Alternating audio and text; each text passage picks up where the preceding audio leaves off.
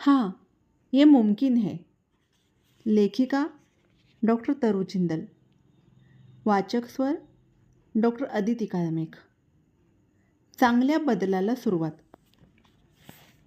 पिकल्यावर आपोआप खाली पडायला क्रांती ही काही सफरचंद नव्हे, तुम्हाला ती घडवूनच आणावी लागते. Ernesto Che Guevara. पुढचे काही दिवस गीतिका आणि मी कोठीच्या खोलीत असंख्य खेपा मारल्या आणि प्रसूती कक्षाची जबाबदारी असलेल्या नाखुश परिचारिकेला अखेरीस नवीन औषधं आणि उपकरणं स्वीकारायला अक्षरशः जबरदस्तीने भाग पाडलं. काही परिचारिका या थोड्याच वर्षामध्ये निवृत्त होणार होत्या, त्यामुळे त्यांच्यात आणि एकूणच सगळ्याच परिचारिकांमध्ये प्रचंड प्रमाणावर आळस आणि निष्क्रियता होती. सिस्टर, प्लीज जाऊन ती औषधं घेऊन या. हो, मी उद्या जाईन. आज मला खूप काम आहे. एका दिवसात अनेकदा आणि नंतर रोजच आमच्यात हा संवाद पुन्हा पुन्हा घडत असे आणि मग शेवटी आम्हाला विरोध करून करून ती कंटाळून जाई आणि औषधं घेऊन येई. आम्हाला अर्थातच कंटाळून चालणार नव्हतं. एक एक करत आम्ही प्रसूती कक्षाच्या प्रत्येक बाबीकडे लक्ष पुरवू लागलो. ऑक्सिटोसिनसारखी अत्यावश्यक औषधं मिस्टर विजय झा यांनी तातडीने विकत घेऊन दिली. नुसती पडून राहिलेली ती 50 नवीन उपकरणंसुद्धा बाहेर काढली गेली. आम्ही सतत तिथे वावरत असल्यामुळे परिचारिकांना ती नवीन उपकरणं वापरण्यावाचून काही पर्यायच उरला नाही. नर्सिंगचे सगळे शिष्टाचार इथं राबवायचा मी निर्धारच केला होता. परिचारिकांकरिता औषधं आणि उपकरणांच्या तपशीलवार नोंदी करण्यासाठी मी एक रजिस्टर बनवलं. त्यामुळे प्रत्येक गोष्टीचं काय झालं काय नाही याची नोंद होऊ लागली.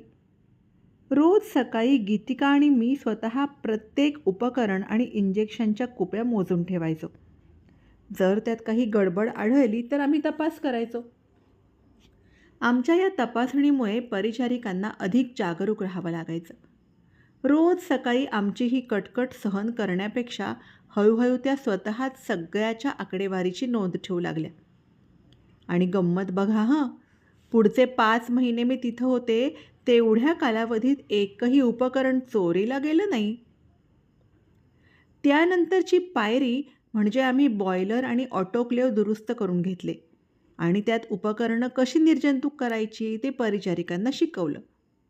या तंत्राबाबत त्या पूर्णपणे अनभिज्ञ होत्या. जरी त्यांनी रस घेऊन ते तंत्र शिकून घेतलं तरी रोज उपकरणं निर्जंतुक करणं म्हणजे एक वेगळीच गोष्ट होती. प्रत्येक वापराआधी उपकरणं निर्जंतुक करणं किती आवश्यक आहे हे मी वारंवार सांगूनही त्यांना वाटायचं की अधूनमधून कधीतरी नुसत्या साध्या पाण्यानं धुतलेली उपकरणं वापरली तरी चालेल की. त्यामुळे आम्हाला लक्ष ठेवून त्यांना ती निर्जंतुक करायला भाग पाडावं लागायचं. आणि रात्री जेव्हा कोणीच लक्ष ठेवायला नसायचं तेव्हा या अधूनमधूनचं रूपांतर प्रत्येकच वेळेमध्ये व्हायचं. उपकरणं निर्जंतुक करणं हा काही त्यांच्या सोयीचा किंवा त्यांच्या इच्छेचा प्रश्न नाही आहे, हे त्यांना पटवायला मला फारच अवघड गेलं.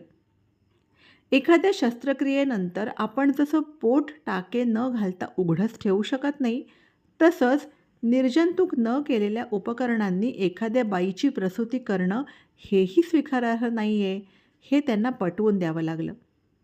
मी त्यांच्यासोबत दिवसभर तिथं उभी राहायचे आणि एकही प्रसूती निर्जंतुक न केलेल्या उपकरणाने होत नाही आहे ना हे पाहायचे. पण अनेक वर्षांच्या जुन्या सवयी काही लगेच बदलत नाहीत. इतक्या वर्षांचा आळस आणि निष्क्रियता 2-4 आठवड्यात पळून जाणार नव्हती.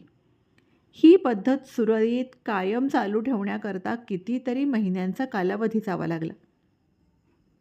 प्रसूतीनंतर फाटलेले योनिमार्ग मोबाईलच्या टॉर्चच्या प्रकाशात शिवायची साहसं पुन्हा घडू नयेत म्हणून आम्ही सगळे बल्ब दुरुस्त करून घेतले. आम्ही बेसिनही दुरुस्त करून घेतल्यामुळे अखेरीस प्रसूती कक्षात होणारी पाण्याची थारोळी आटोक्यात आली. कॉटन पॅड्स कशी शिवायची हे मी नर्सिंगच्या विद्यार्थ्यांना शिकवलं. म्हणजे मग प्रसूती दरम्यान रक्त पुसायला घाणेरड्या साड्या आणि परकरांचे फाडलेले तुकडे वापरणं बंद झालं असतं. जन्मल्यावर श्वासोच्छवास न करणाऱ्या नवजात अर्भकांचे जीव वाचवायला वापरले जाणारे वॉर्मरसुद्धा दुरुस्त करून घेतले गेले.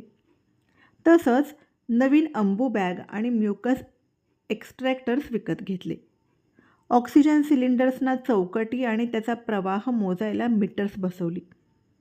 हे सिलेंडर नेहमी भरलेले आहेत ना, हे पाहायची जबाबदारी त्या त्या पाळीच्या परिचारिकेवर सोपवली. इतक्या वर्षात पहिल्यांदाच कोणीतरी त्यांच्या कारभारावर प्रश्नचिन्ह उपस्थित करत असल्यामुळे ते वैतागल्या होत्या, हे मला जाणवत होतं. पण या सगळ्यात रंजू सिस्टर आमच्या बाजूने ठाम उभी होती आणि हे सगळे बदल प्रत्यक्षात आणण्यात तिचा मोठा वाटा होता. फक्त इथल्या सोयीसुविधांमध्ये सुधारणा करणं पुरेसं नाही आहे हे मला माहीत होतं. कारण त्या सुविधांचा वापर कसा करायचा याची कौशल्य जर तिथल्या कर्मचाऱ्यांकडे नसतील तर त्यात काहीच अर्थ नसता. तरीही बदल घडवून आणण्याच्या या प्रक्रियेत इथल्या लोकांचं प्रशिक्षण मी नंतरच्या टप्प्यात करायचं ठरवलं. या परिचारिका यंत्रवत काम करत होत्या. आपण काय काय करतोय, आम्ही काय सांगतोय यात त्यांचं मनच नव्हतं. आम्ही सुचवलेले बदल करण्यावाचून त्यांना तसा काही पर्याय नव्हता. पण आम्हाला सर्वात जास्त सहकार्य करणाऱ्या आणि आमच्या सूचनांना चांगला प्रतिसाद देणाऱ्या या तिथल्या झाडूवाल्या होत्या याचं आम्हाला फार आश्चर्य वाटलं. या बायकांसोबत गीतिका आणि माझं मस्त सूत जुळलं आणि त्यामुळेच प्रसूती कक्ष नियमितपणे स्वच्छ होऊ लागला. आता त्यांना प्रसूती करावी लागत नसल्यामुळे त्या खुश होत्या. तसंही आता त्यांना करायला इतर बरीच कामं होती. प्रत्येक वेळी मी प्रसूती कक्षात गेले की शोभा नावाची झाडणारी बाई येऊन मला सांगायची, देखिए मॅडम, कोना कोना चमका दिए है, सिर्फ आपके लिए.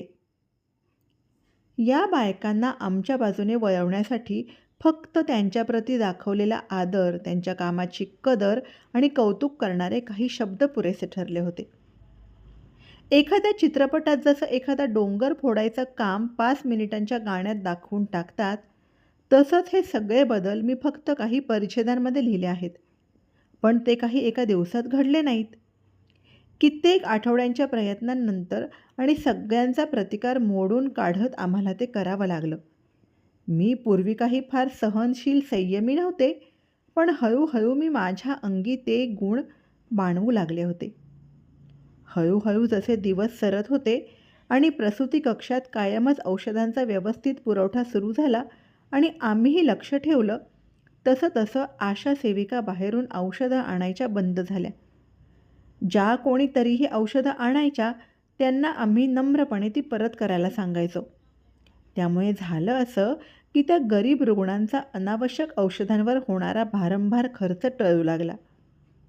आम्हाला मिळालेलं हे पहिलं यश होतं. हे बदल जरी लहानसे असले तरी आवश्यक होते. गीतिका आणि मी एकमेकींना टाळी देऊन आनंद व्यक्त केला. धन्यवाद.